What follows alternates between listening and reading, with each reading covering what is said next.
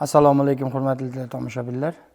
Bugun sizlarga O'zbekiston iste'molchilar huquqlarini himoya qilish jamiyatlari federatsiyasi Sirdaryo viloyat hududiy birlashmasi tomonidan 2024-yil davomida amalga oshirilgan ishlar hamda 2025-yil amalga oshiriladigan ishlar haqida batafsil suhbatlashamiz. O'zbekiston iste'molchilar huquqlarini himoya qilish jamiyatlari federatsiyasi Sirdaryo viloyat hududiy birlashmasi tomonidan 2024-yil davomida bir necha ishlar amalga oshirilgan. Jumladan, viloyatimizda faoliyat olib borayotgan avtomobillarga siqilgan gazlar quyish shoxobchalari, benzin tarqatish shoxobchalarida iste'molchilarga yaratilgan shart-sharoitlar o'rganilgan.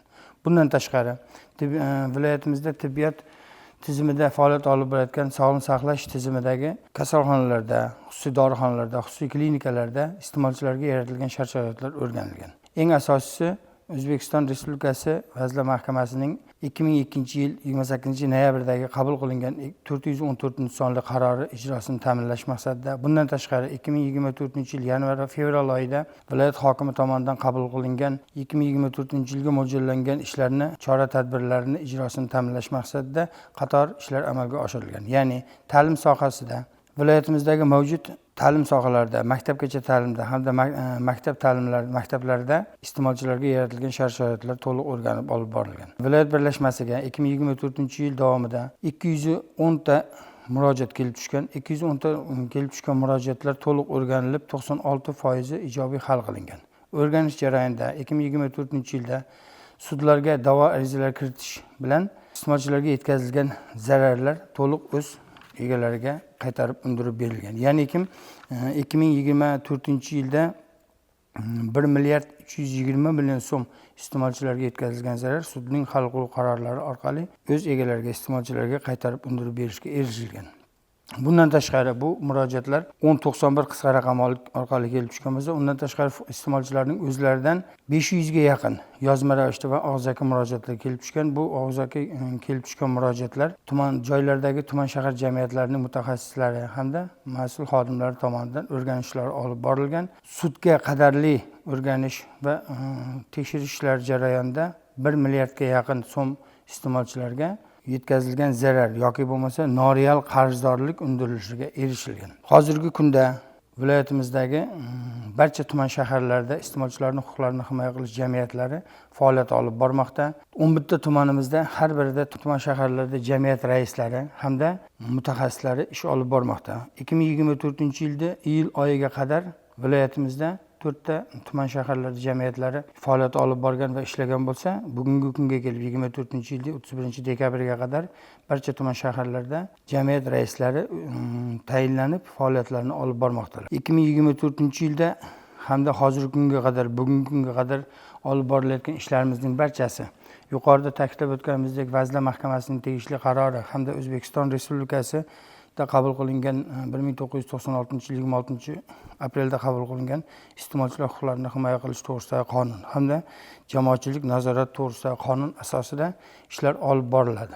Bizning tizimimiz O'zbekiston iste'molchilar huquqlarini himoya qilish jamiyatlar federatsiyasi joylarda, viloyatlarda, Toshkent shahar Qoraqalpog'iston Respublikasida hududiy birlashma, tuman shaharlarda iste'molchilar huquqlarini himoya qilish jamiyatlari deb yuritiladi. Bundan tashqari, yuqorida olib borilgan ishdan tashqari jamiyatimiz xodimlari va mas'ul xodimlar tomonidan joylarda, ayniqsa ta'lim sohasida, tibbiyot sohasida va boshqa davlat tashkilotlarida iste'molchining madaniyati, iste'molchi doimiy qonun himoyasida mavzusi asosida davra suhbatlari, targ'ibot ishlari amalga oshirib borilgan.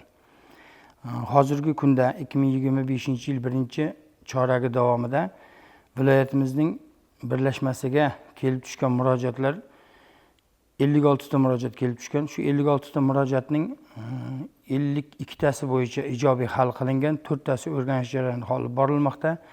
Hamda mana shu 56 ta murojaatning 4 tasi sudlarga da'vo ariza bilan murojaat qilingan, 4 ta sudga murojaat qilingan da'vo arizalar bo'yicha 2 tasi iste'molchining manfaatini ko'zlab kiritilgan da'vo arizalar to'liq qanoatlantirilgan hamda 16 millionga yaqin so'm pul iste'molchining manfaatiga, foydasiga undirib berishga erishilgan. Bugungi kunda iste'molchilar huquqlarini himoya qilish hududiy birlashmasi tuman shahar jamiyatlari tomonidan faoliyat olib borayotgan maktablarda iste'molchilarga yaratilgan shart-sharoitlarni o'rganish ishlari olib borilmoqda.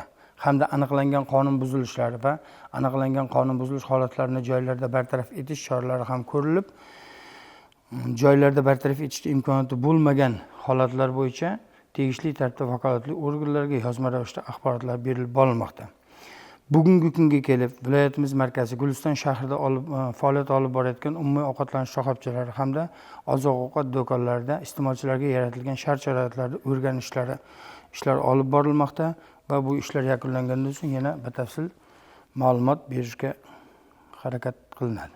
Sirdaryo viloyat hokimining 2025-yil 27-yanvardagi tasdiqlangan 2025-yil iste'molchilar huquqlarini himoya qilish viloyat birlashmasi tomonidan amalga oshiriladigan ishlar chora-tadbirlari rejasiga asosan 2025-yil davomida viloyatimiz hududida faoliyat olib borayotgan barcha sohalar to'liq o'rganib chiqilishi rejalashtirilgan. Xususan, yuqorida ta'kidlab o'tganimizdek, avtomobillarga siqilgan gazlar quyish shoxobchalari, benzin tarqatish shoxobchalari, umumiy ovqatlanish shoxobchalari, maktabgacha ta'lim va maktab ta'limi boshqarmasi tizimidagi maktablari, maktabgacha ta'lim tashkilotlari, bundan tashqari xususiy dorixonalar, xususiy klinikalarda hamda viloyatimizda faoliyat olib borayotgan mehmonxonalarda iste'molchilarga yaratilgan shart-sharoitlar to'liq o'rganish rejalashtirilgan.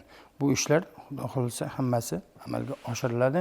Iste'molchilar huquqlarini himoya qilish birlashmasi va joylardagi tuman shahar jamiyatlariga murojaat qilish, yuqorida aytganimizdek qisqa raqam 1091 ga murojaat qilish yo'li bilan amalga oshiriladi. Birlashmamizni va tuman shahar jamiyatlarining foydalanadigan asosiy qonunimiz iste'molchilar huquqlarini himoya qilish to'g'risidagi qonun hamda jamoatchilik nazorati to'g'risidagi qonun bilan ishlar amalga oshiriladi. Bizda hozircha mana shu ma'lumotlar. Sizga ushbu brifing orqali O'zbekiston iste'molchilar huquqlarini himoya qilish jamiyatlar federatsiyasi Sirdaryo viloyat hududiy birlashmasi tomonidan 2024-yil davomida amalga oshirilgan ishlar hamda 2025-yilga mo'ljallangan ishlarni to'g'risida hisobotlarni qabul qildingiz. E'tiboringiz uchun katta rahmat. Sog' bo'ling.